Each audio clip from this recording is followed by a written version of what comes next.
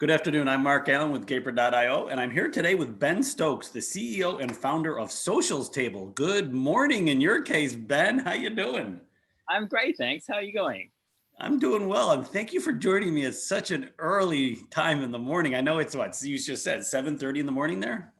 It is, yes, 7:38 exactly. But don't worry, you weren't my first call today. My first call was at 5 a.m. So Well, at good. least you didn't get tired, Ben. You got hopefully more engaged, Ben. And correct me if I'm wrong, but it's summer there now, right? It is, yes, absolutely. It's summer, however, it is raining currently. So Yeah. not quite as summery as what I usually hope. Yeah, but you're not seeing what's in my background, that's for sure. Definitely not. I am currently in a pair of shorts. So no. Yes. So to start with, can you share a brief background of yourself and your work experience? Sure. So I started I guess my career has been a little bit different than most. I started in healthcare and then moved across to law and then went into business. And so I sort of floated around. I worked for Salesforce for a while as well as Oracle, focusing on their health sciences sort of area. And then I moved from that into more startups and startup space. I moved to the States. I was a sales director for a couple of companies over there, and then came back and started my own company, Socialtable, which I then have been able to build up and take both to the US and Europe as well. And from outside of that, I have invested in startups as well, and I've also mentor a number of startups through both the Australian Landing Pad and through Startup as well. Wow, you're a busy guy. Yeah, something like that. So, well, you mentioned Socialtables. What does Socialtables do? Yeah. Who's your target audience, and what makes you unique? Sure. So Socialtable started as a social dining platform. I guess the way it worked was that you could book and pay for a single seat at a group table at a restaurant as a way of meeting people. Think of it like dining with strangers and then hopefully leaving with new friends at the end. Interestingly enough, like we built it up, as I mentioned, to like go to Europe as well as the US, and then the pandemic hit. So we sort of had to do a pivot, which was kind of fun and interesting. But I guess what the pivot meant was that we were really able to focus on the reason behind why and why we were doing our company. And that was to help create a better connected world. And so what we did is we went back to the drawing board and really focused on our matching algorithm and sort of helping people connect with people that I like to think that they need to know in that sense. And so what we do, or how we sort of then focused, is actually incorporating a shared experience through either a wine, tea, beer, or spirit tasting, which is led by a professional sommelier. And then from there, what we do is then have matched up people around interests and topics. And we also then pivoted that to being a B2B angle as well, around engaging remote employees and how companies can actually use us as a social tool to get their employees back and being connected. Wow, very cool. So, I mean, about a month, it was basically 11 months ago when Stay in Place hit here in the San Francisco Bay Area, and you were strictly a dining application, right? Yeah, So, and I was actually in San Francisco at the time. Yes, so I just got. It was interesting actually. I just did a 6.5 week isolation because I was in Singapore when it went to orange alert, and then I came back to San Francisco, and then shelter in place happened straight away. So then I was stuck in isolation there, and then I came back to Australia and did 2 more weeks of isolation. It was a lot of alone time. Let me say that.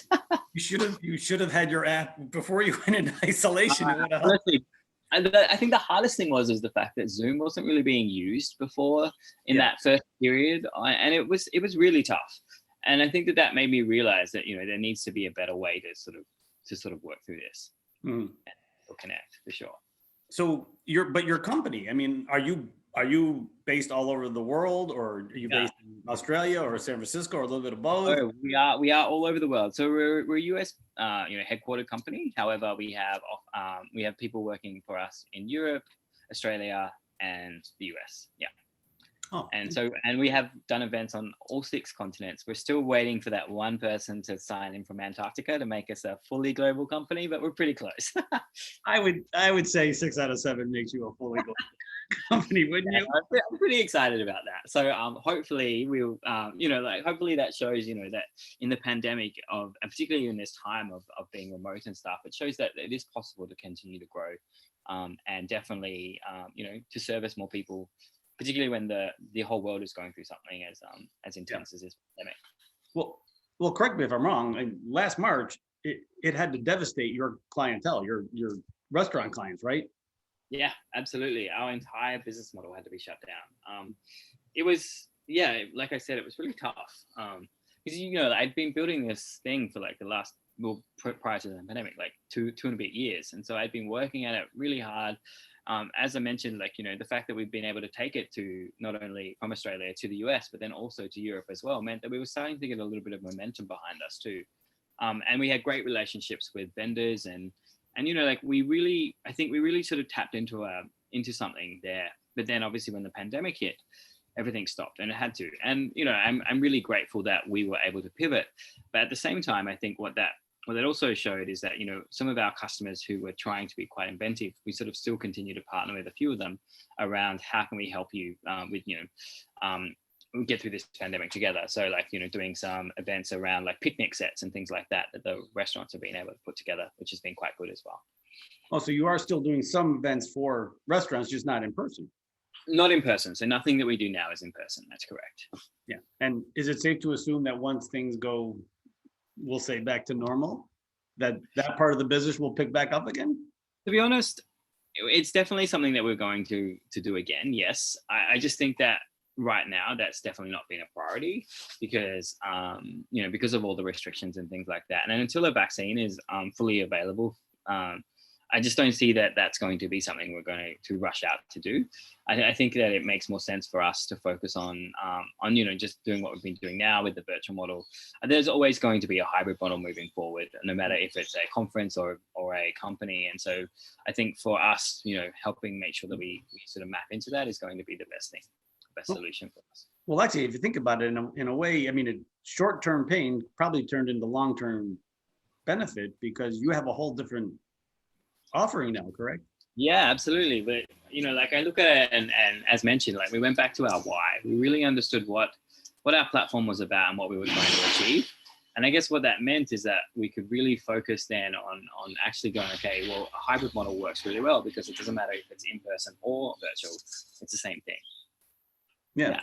Very cool. So that's the business side of it. Now let's look the employee side of it. I mean, did the stay in place really have a big effect on you? Well, you already were a remote company, right? Although did you have offices in these cities? Yeah, so we already were remote, and we had employees working remotely in a lot of the other cities. So like we had somebody in the US, and we had a few people in the US, a couple of people in Europe, as well as a couple of people in Australia. And I think what that really meant for us was that it was tough. Like we were already working virtual in a lot of senses. However, like what we were able to do is actually still go out and meet people and meet customers and things like that. And that sort of really we had to change our whole method of doing that. So obviously Zoom and other tools like that has been super helpful for us to be able to do that. And then obviously still stay connected as a team as well. Yeah, and I'm assuming, and you can tell me if I'm wrong, does your platform use Zoom for these virtual? We are tool agnostic in that sense. So we have used Zoom. We predominantly use Zoom for the pure simple fact that pretty much everybody in the world has Zoom as well. So from a learning capability, it's not been an issue. We've also done events on Microsoft Teams. We've done events on Join Unlock as well, which is another tool that we've been using. So we sort of doesn't really matter exactly in terms of what tool that is. For us, it's all around the connections that we create through our algorithm, as well as being able to deliver wine or spirits to someone's house. Interesting. And then and just say you do a wine event, right? Yeah. Would a bottle of wine be shipped to each participant's house, and then the summary? Yeah, so usually 2 or 3 bottles of wine gets delivered to your door, directly to your door. And so then you obviously then have them ready for the meeting. You jump online to either the link that we provide, which is either Zoom or Join Unlock. And then the sommelier will start the session. And and it's usually Jenna, and she will actually get on there for like 20 to 30 minutes and actually talk you through the wines that you're tasting. Alternatively, we also have the option of using the winemaker themselves, which is quite cool because the winemaker who actually made the wine you're drinking jumps on and actually talks to you about how they made that wine and the notes and things like that you're experiencing through that. Then after that happens, we then break off into smaller groups and actually you get to network with people.